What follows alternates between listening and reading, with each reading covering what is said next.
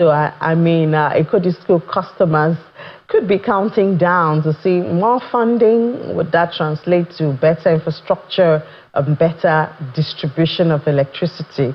Time will tell. And don't forget, that contract's supposed to be done, sealed and done by April this year. So perhaps we should start counting down after that.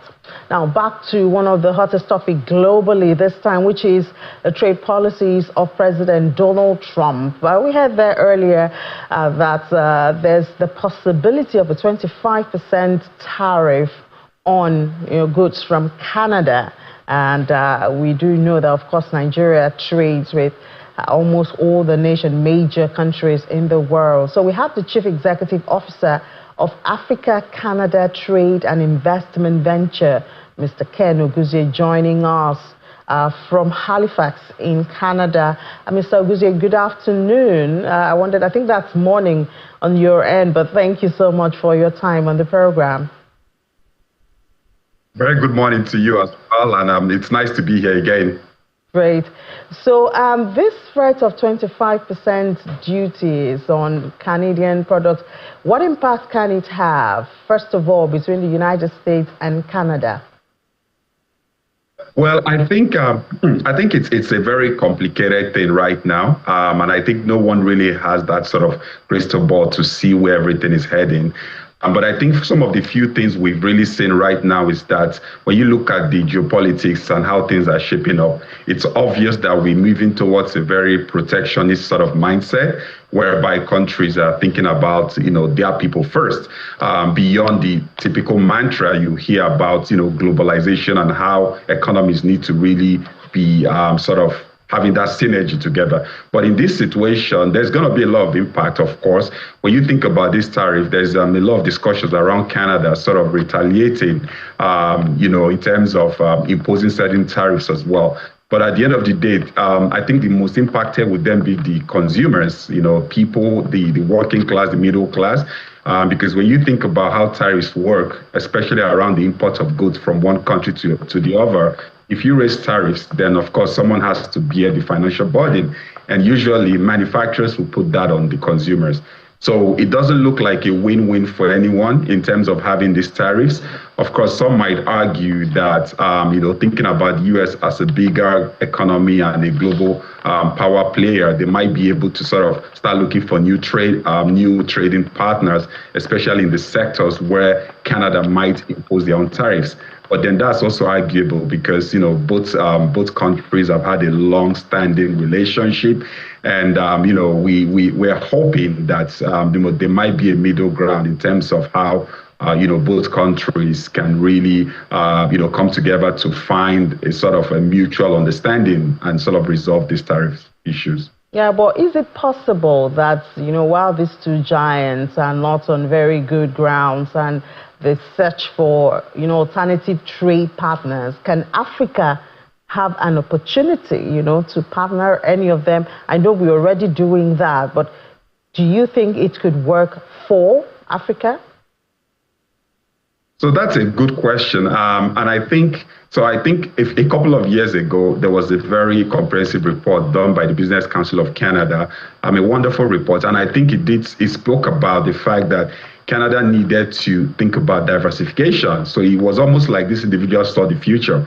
And one of the biggest, the continent they had recommended was really Africa. So they had highlighted the fact that Canada needed a comprehensive Africa strategy and needed to think of ways to diversify its trade partners, one of them being Africa. So thinking about Africa being a 1.2 billion population, 3.6% GDP growth, average across all the nations. So it was just like the most logical thing to do that. So right now we are for some of us who are international trade enthusiasts this way and who sort of play a lot in this space, there's a lot of optimism from our own side that, okay, the fact that this is happening, maybe it would probably be that push which most of the policymakers and government people in Canada can actually now start stepping up in terms of, okay, what are some of the things that we can do to ensure that we diversify or strengthen our trade?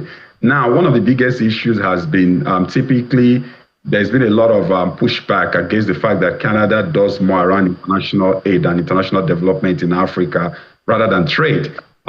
So we are hoping that things might turn around now, and there might be more opportunities for African exporters to export to Canada, vice versa, and even from an investment standpoint as well. Maybe Canadian companies can start looking into ways to invest, harness things like the Africa Free Continental Trade Agreement and some of these things which have been put in place. But the biggest question too would then be how ready are we?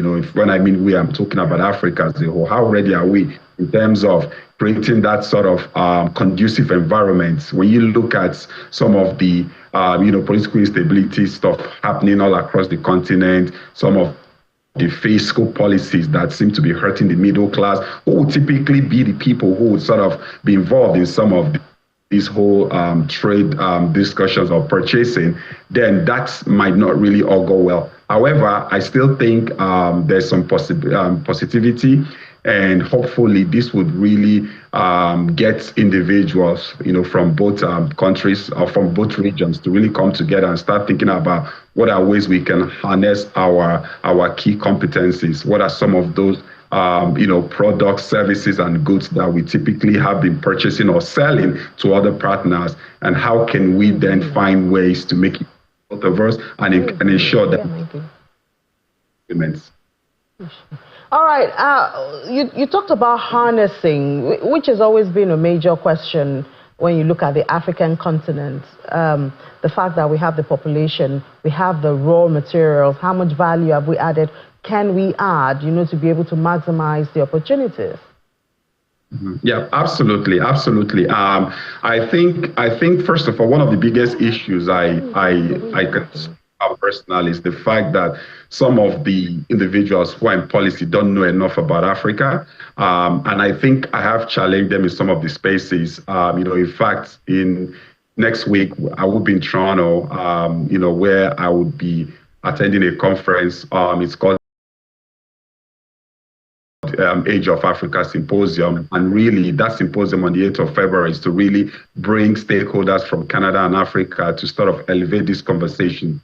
And I think that piece has been something I have witnessed at least over the last decade working in this space, where you have so-called policymakers or individuals who it's almost like they're very ignorant about Africa and understanding what the opportunities are. We're telling them, listen, you have a continent that boasts of one of the youngest population. You're a country called Canada where you have a lot of aging population. So these are opportunities for you to sort of harness into this workforce.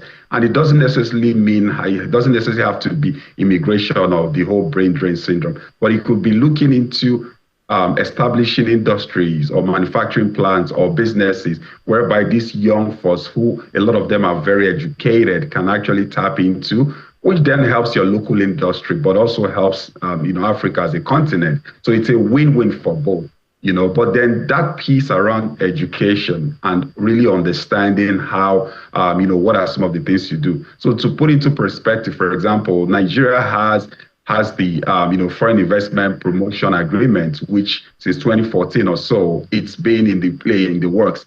And up to today, I can tell you that it's not been fully implemented, even though it's been signed, but why it's not been implemented, that's another conversation. So if we, and there's been a lot of conversations around, it's you holding back. But if you cannot move such basic agreements forward, how then are we really supposed to engage? And, I wouldn't really throw any shades at each of the parties, but I just think it's important for us to really step up, especially when you think about the growing presence of Russia and China in Africa, who, in quotes, seem to be offering a better deal for, in comparison to what Canada or maybe the US to an extent is doing.